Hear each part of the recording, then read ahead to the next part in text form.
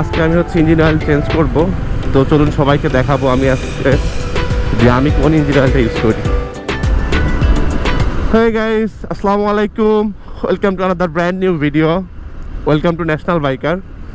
তো আজকের ভিডিওটা কিছুটা ইনফরমেটিভ হতে চলেছে। তো অনেকে আমাকে কমেন্ট বক্সে বা পার্সোনালি ইনবক্সে জিজ্ঞেস করেন যে আমি কোন ইঞ্জিন অয়েলটা ইউজ করি। তো আজকে আমি ইঞ্জিন অয়েল চেঞ্জ করব, আপনারা সবাই দেখতে পাবেন আজকে আমি কোন ইঞ্জিন অয়েলটা ইউজ করি এবং কেন ইউজ করি সবার সাথে শেয়ার করব। তো বেশ কিছুদিন ধরেই ভাবতেছি ইঞ্জিন অয়েলটা চেঞ্জ করব। আমি অবশ্যই কিনে নিয়ে এসে রাখছি বাসাতে, কিন্তু আমার সময় হয়নি। আমার সেমিস্টার ফাইনাল চলতেছে, তো এই জন্য একটু প্যারার মধ্যে আছি।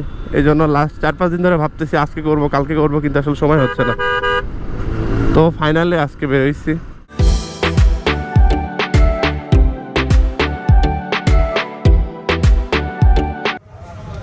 এই যে সুমন ভাই অলরেডি ড্রেন নাট খোলা শুরু করে দিচ্ছে, আগের অয়েলটা ড্রেন করবে।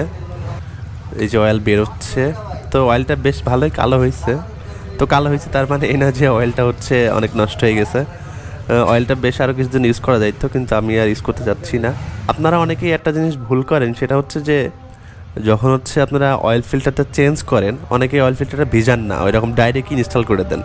এই কাজটা করবেন না। অয়েল ফিল্টারটা অবশ্যই সুন্দর করে ভেজাই নেবেন। যদি পারেন বাটিতে আপনি অয়েল দিয়ে ভিজাই রাখতে পারেন, সেটাও অনেক ভালো হয়। কিন্তু এইভাবে ভিজাই নিলেও সমস্যা নাই, কিন্তু অবশ্যই ভিজাই নেবেন। আমি আমার অনেক ছোটো ভাইদেরকে দেখছি, ওরা বলে যে এটা ভেজানোর কোনো দরকার নাই। অনেক মেকানিকও ওইভাবে লাগাই দেয়, বলে যে এটা ভেজানোর কোনো দরকার নাই, কিন্তু এতে আসলে সমস্যা হয়। আপনি সুন্দর করে ভিজাই নিয়ে তারপরে ইনস্টল করবেন। আর অনেকেরই কোশ্চেন থাকে যে হচ্ছে ইন্ডিয়ান BS6-এ হচ্ছে কতটুকু মোবিল দিতে হয়। তো আমি আমার গাড়িতে প্রত্যেকবার অয়েল ফিল্টার চেঞ্জ করি এবং হচ্ছে 950 ml দিই।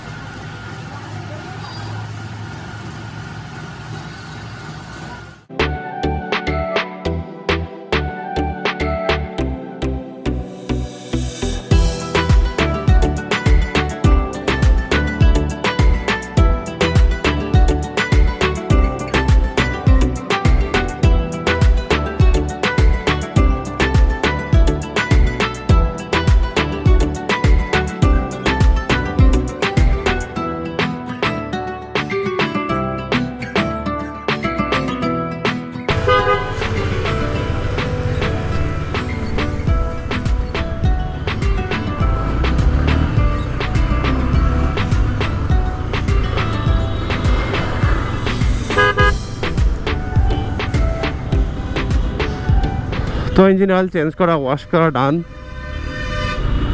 তো দেখছেন তো মনে হয় আমি হচ্ছে দিছি মোটুল 300v, মোটুল 300v ফ্রান্সেরটা। তো আমি হচ্ছে আগে ইউজ করতাম হচ্ছে মোটুল 7100, যেটা আছে না ফুল সিনথেটিক, ওটা। দেন লাস্ট 2 বার হচ্ছে মোটুল 300v। তো 300v দেওয়ার পরে আসলে পারফরমেন্স অনেক ভালো। এটা গিয়ার শিফট যে এত স্মুথ হয় না, আর গাড়ি খুব ভাগে ভাই। যারা মোটামুটি একটু হাই রেপিং করেন তাদের জন্য তো আমি মনে করি মোটুল 300v মাস্ট। অথবা যারা হচ্ছে সিটিতে চালান, বারবার হচ্ছে ফ্রিকুয়েন্টলি গিয়ার শিফট আপনার চেঞ্জ করা লাগে, গিয়ার আপ ডাউন করতে হয়, তাদের জন্য 300v মাস্ট। কারণ মোটুল দিলে পরে আপনার গিয়ার শিফট এত স্মুথ হয় না, আপনি গিয়ার বারবার চেঞ্জ করে খুব মজা পাবেন। বাইক অনেক স্মুথ ফিল হচ্ছে এবং হচ্ছে আপনার গিয়ার শিফট আগের তুলনায় অনেক স্মুথ। R15 এমনিতেই অবশ্যই গিয়ার শিফট অনেক স্মুথ, কিন্তু মোটুল দেওয়ার পরে আরও বেশি স্মুথ হয়, একদম ক্লাস একদম ইজি হয়ে যায়। তো অনেকের একটা কোশ্চেন থাকে, সেটা হচ্ছে যে আসলে মোটুল 300v কত কিলো ইউজ করবো বা কত কিলো ইউজ করা যায়। এটা নির্ভর করে আপনার রোড কন্ডিশন, আপনার রাইডিং কন্ডিশন, সব কিছুর উপর নির্ভর করে।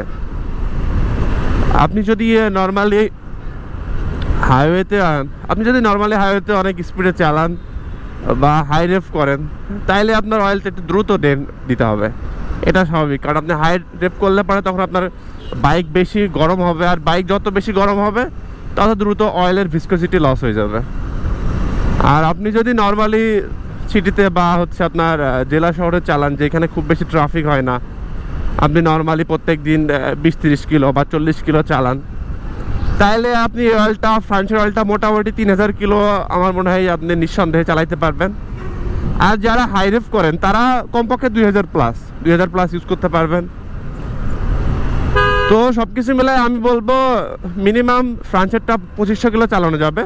তারপর আপনার হচ্ছে গাড়ির কন্ডিশন বুঝে অয়েলটা চেঞ্জ করবেন, কখনোই কিলো দেখে গাড়ির অয়েল চেঞ্জ করতে যাবেন না। তবে বেশিরভাগের ক্ষেত্রে 2500 থেকে 3000 আরামসে চালানো যাবে।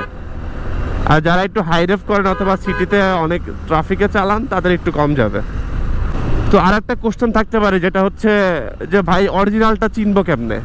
তো আপনারা যদি চান আমি হচ্ছে পরবর্তীতে আসলে কেমনে আপনি অথেন্টিক ইঞ্জিন অয়েলটা বুঝতে পারবেন এটা ফেক না অথেন্টিক, সেটা সেই সম্পর্কে আমি একটা ভিডিও বানাবো ইন ডিটেলস। সো আজকের মতো এখানেই শেষ করতেছি। আশা করি সবাই অনেক ভালো থাকবেন, ইনশাআল্লাহ পরবর্তী ভিডিও দেখবেন। আল্লাহ হাফেজ।